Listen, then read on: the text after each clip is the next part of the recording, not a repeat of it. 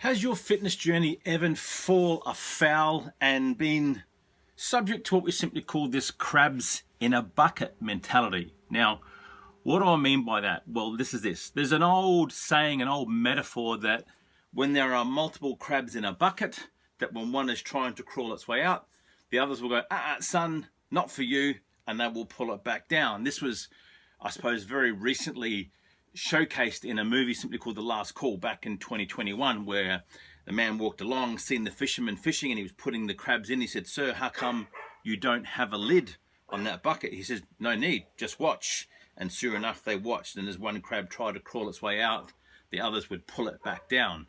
In Australia and in the UK, we call that the tall poppy syndrome. We like to take the legs out from someone when they simply get a little bit too far ahead of the rest of the game. And maybe your fitness feels a little bit like that. And what I mean by that is there are probably 4 or 5 buckets that will fall into. So let's go through. Got some notes here for me to go along. First of all, bucket number 1 is the severe calorie restriction. You potentially are a type of person who has been told, and you're a firm believer in, or someone has convinced you that the only way that you can lose weight is by restricting your calories. And eventually what happens, you slowly but surely get to the point where you are restricting, and there is not enough calories for you to even function properly. You become hangry, right? Hungry and angry at the same time. And it gets to the point where you basically have no energy, and therefore we need to do what we simply call is a reverse diet. So crabs in a bucket number 1 is severe calorie restriction. And why is that important? Well, because if you're an adult like me and you're over the age of 30 and onwards, and you're quite sedentary, I want you to consider this. There are some medical specialists out there that are advocating you should get away with 1,000 to 800 calories a day. That individual aside, what the biggest piece of shit of advice I've ever come across is to get down to that. If I go into my computer now and I look at all the stuff around basal metabolic rate, in other words, the amount of energy that a body should need just to simply function as a normal human being, I can put in the details for a 13-year-old girl who's 45, 50 kilos, quite sedentary, not overweight, and therefore it will tell me that I'm still going to be looking at around 15 to 1,600 calories in a day for her to simply survive. So why then is someone advocating for you that you can survive on 800 calories a day? To me is fucking mind-blowing. Bucket number 2 is the diet hopper. That is the person who has hopped from diet to this, to that, to this, to that. Now, I'm not going to say it's diet, but it might just be a style of eating. You go from doing vegan only because you've been told it's going to save the planet and the cows aren't going to fart, or you're going to go to carnivore because you're seeing all these people who are jacked and are telling you that carnivore is the way to go. Or is it the Mediterranean diet, and then you've seen some documentary on Netflix or your local current affair that tells you it's the blue zones? There's nothing wrong with any one of them. The problem is it's going from one to another and hopping like playing frickin' hopscotch like you did at primary school, is that you're not in it long enough to see whether that approach is for you. So bucket number 2 is the diet hopper.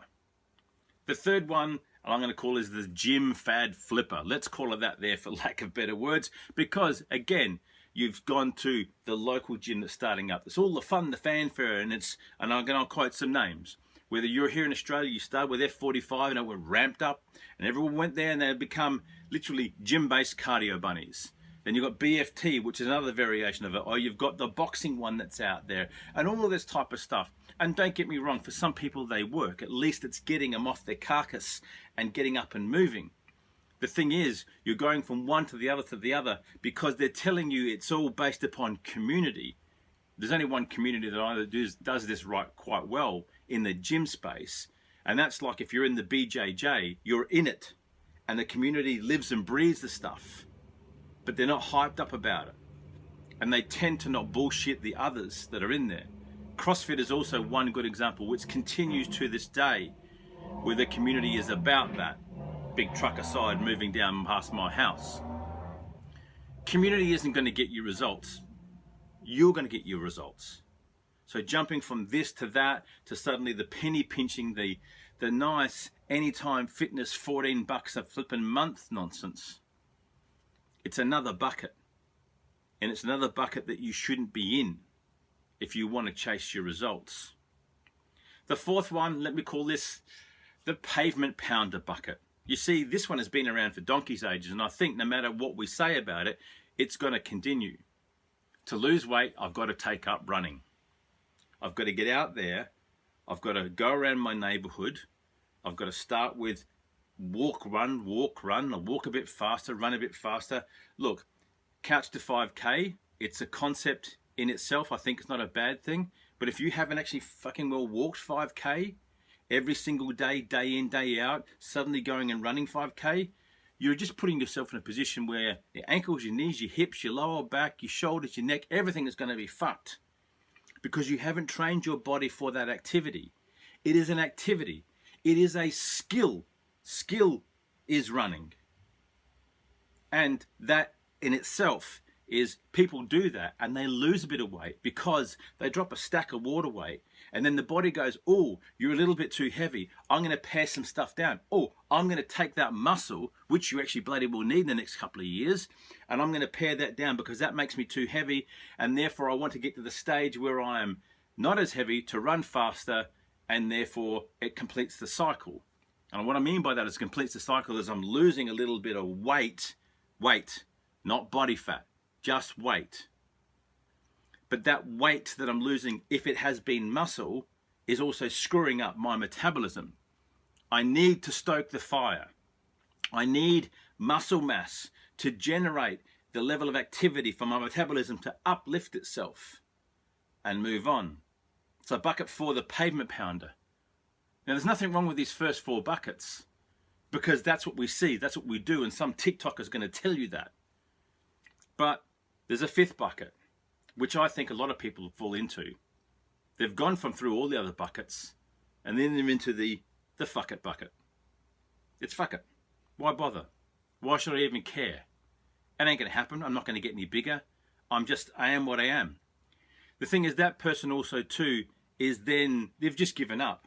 And the problem with that is that when you get to your 40s, your 50s and your 60s, and the time that all of that working life has come to fruition and you've got money saved up, and then you think, now I can finally travel, you're not going to fucking enjoy it. You're that unfit, you're that out of shape, you're that fucked up, that your body's not in a position where you can go and do it. That money's going to come in handy because you're going to be paying someone when you go to the nursing home to walk you around in your Zimmer frame, to tie your shoelaces, and God forbid, to help you wipe your ass because you spent too much time in the fuck it bucket. Now, is there a way out? Yes, there is. I will tell you that this is the only way, but it's not. I think what you should do is spend some time in all those buckets to see how fucking bad they are. But from me to you, at 55, having spent my 40s completely fucked up in one of those buckets, after ignoring all the buckets that the 30-something me thought he was doing the right thing for, is there are probably 7 things that I think that I would like you to try to do. And we'll start with 1, and then we will add 1, and then we will add another. This might take you a while. My story, at 42, I had 2 mini strokes, transient ischemic attacks, a brain fart, right? Left me feeling not so good, right? And I was also, I'm only 5'7", I'm not a giant, but at that stage at 115 plus kilos, I might as well have been the Marshmallow Man on the original Ghostbusters movie, because that's how I felt. Now, my story took me from 115 back down to 84. I hadn't been 84 since I was 17. That happened at 46. I'm back up again. I'm back up at the 100, the 102, because I am also stronger. I can also lift a shitload of heavy weight for my age, relative to also my peers and the younger ones, because that's what makes me feel good. I could be lighter, cool. I could maybe go and run, cool. But I can think of nothing worse. I would prefer to chuck on a 35 kilo ruck and go out for a half a day. I'm still getting my workout, but I'm also I'm walking. I'm not fucking myself up, and I can smile. I can strap the dogs to me and I can go out and enjoy myself. So here are the 7 things that I'm going to put together for you that I found worked for me, and maybe you too. Now, all this aside, if you want some fucking help, ask. I'm here. This is what I do. I'm a personal trainer. Some people call you the coaches, the this and that. I'm an ex-consultant. Who gives a shit? But I've been deep in the hole and I've dug my way out, and here are my 7 things for you. Number 1, I want you to focus on getting strong. Yes, I do want you to go into the gym, do home workouts or do whatever, but focus on getting strong. The main, as we call them, compound movements. I need to push. I want the capability of pull. I want to be able to bend over without my bag shagging up. So push, pull, bend. I want to be able to squat, because at the end of the day, that's the only way I'm going to get to the toilet.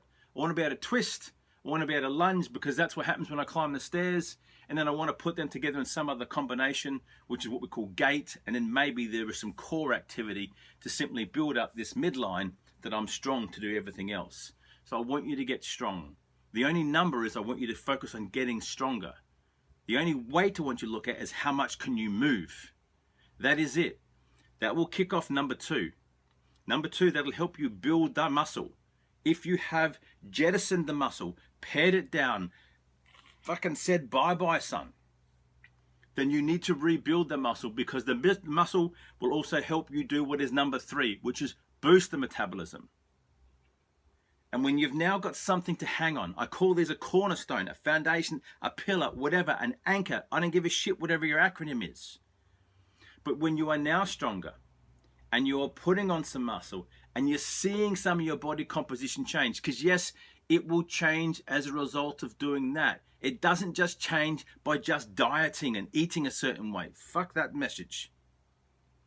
It will kick off your metabolism, because you're going to then go, oh, I've got all this. I'm looking a bit better. My clothes are fitting better. I'm capable more. I don't want to fuck this up again. So I'm going to start eating right. I'm going to focus on my metabolism, trying to stoke it up. I'm going to go into the grocery store. One side is fruit and veg. The other side is the meat. And the shit that we spend the most of the time with is in the middle. Screw the middle.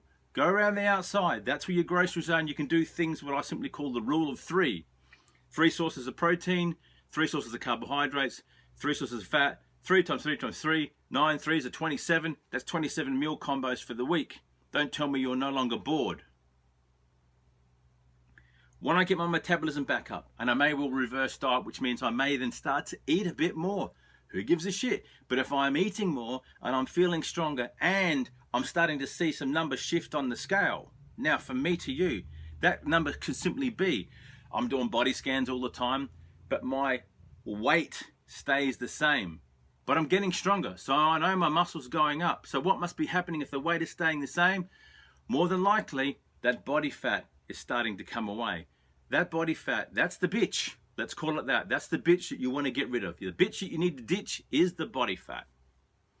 When I do all that, I'll start to see other things happen. I'll start to feel better. I'll start to sleep better. I'll start to have more energy. And that's number 4. I'm going to start to see my hormones somewhat fall into balance. The estrogen, progesterone, the testosterone, there's all of that stuff. Ghrelin, the hunger hormone. All of those things will start to self-regulate themselves. I don't need to go on T and get my weekly shot to become jacked at 45. I may well find that just simple eating, lifestyle behaviors, cutting out all the other shit. See, so you don't need to have a beer or 3 to take the fucking edge off, because at the moment you've got no fucking edge on your stomach. I don't need cigarettes to get me through, because fuck, I don't know why you would do that. They cost a shitload ton anyway. But if I do all that, I eat, I sleep, I move, I do all this types of stuff, my hormones start to do, that kicks off for me, which is number 5. It's up here. My mental health, my cognition, my ability to think, my ability to have energy. That is step number 5. That'll all come as a result of those first 4 steps. I jump into number 6, and that is body comp. Yes, people will tell you, products will tell you, the light and easy people will tell you. They now call it intermittent eating, not intermittent fasting. At the end of the day, it is still some form of restriction. Get that clear. You are still restricting yourself. Why? Get the pattern, get the steps, get the blueprint, get them in place. Start from there. Your body comp will change. And from me to you and to all the influencers out there that simply tell you, I got this body because it's all about 90% macros. Okay, stop going to the fucking gym for 6 months, dipshit. Don't go to the gym, don't run, don't do your zone 2 cardio, don't do any of that. And tell me, will you still maintain the same body composition by simply eating a certain way? My gut tells me, fuck no. Because if I'm not stimulating that muscle growth, and therefore the metabolism to be feeding that, the body will go, hey son, we don't need that because you're not doing that anymore. So therefore I'm going to pare that shit off. And you will see that. Talk to any professional bodybuilder, bikini pro, whatever. If they stop, they lose it. You lose it, we're the same. So your body comp is not just food. It is not fucking abs are made in the kitchen. Abs are made in the kitchen and in the gym and day in, day out. No one has yet proven this scientifically that that's how they're fucking made. Because like any muscle, like even the brain, if you don't exercise this, I'm going to consider that as a muscle. It won't work for you. If you don't exercise your ticker, if you don't get out and walk and put it under a bit of stress, it doesn't work for you. It therefore doesn't do its job of plumping that nice red claret through your body that gets to your brain, that gets to all the endings to make you feel better. And finally, number 7 for me is performance. Overall, whether it is work, better career, whether it is general life and family, you're no longer a prick to your kids, to your partner, or a bitch if that's the case, if you're a female watching this. But my performance can improve, right? Work, life, family, balance, and even just day to day. All of that stuff can happen when you do something of all of those 7 steps. There is not one way. There is not the way. There is a way. And that way that's for you and me and my neighbor and my son and my daughter and my wife and my clients is all different.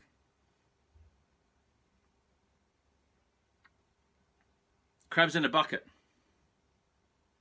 Because each time you're in one of those buckets, it feels like something is fucking grabbing your legs and pulling you back down.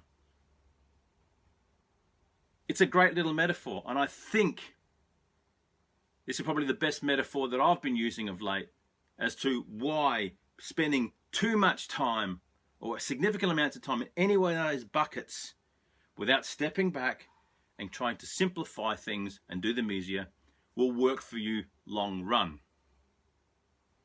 I want you to build muscle. If you wish to be jacked and tanned and walk around in your skimpies, good on you. You should not have to work out to look good naked. If you've got good mental health, you've got good emotional and physical relationships, whatever you fucking look like naked, when the time comes, you and your partner are going to go for it regardless. So them selling you to look good naked, look good with your fucking clothes on.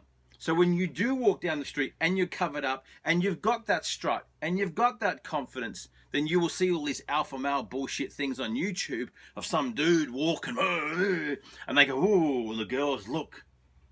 There's a confidence about him. He may be a cocky son of a bitch, but there's a confidence about him. So even if you're a 45-year-old mum of 3, 6 kids, whatever it is, and you're a PA or you're the CEO, it doesn't make a difference. But if you are confident in yourself and all that shit is happening, whether you're a slightly larger person, a skinnier person, an athletic type person, it should not make a fucking difference. Because where you are right now is where you are right now. It ain't going to change unless you make that change. So get rid of the buckets. Stop overly restricting yourself. You're missing out. Stop hopping around. It ain't fucking hopscotch. This is life. Stop flipping from one program to the other to the other. Be in one for long enough. My gut tells me, based upon my own personal experience, a year. Be in something for a year and see the cycles, the ebbs and flows. Why? Because athletes do that. They have a pre-season. They are then in season. They then have a period of off season. Right? They have those 3 different seasons. And then they get themselves ready to move back in. There are seasons. It feels like it. It is like it. I may be vegan for 6 months. I may be carnivore for 3 months. I may be pescatarian over here. And then I may be Mediterranean here. At the end of the day, it doesn't make a shit of a difference. Spend your time. This has gone on for nearly 20 odd minutes. Jesus, Dom, I can talk. But most of all, the only bucket I really want you to stay out of is the fuck it bucket.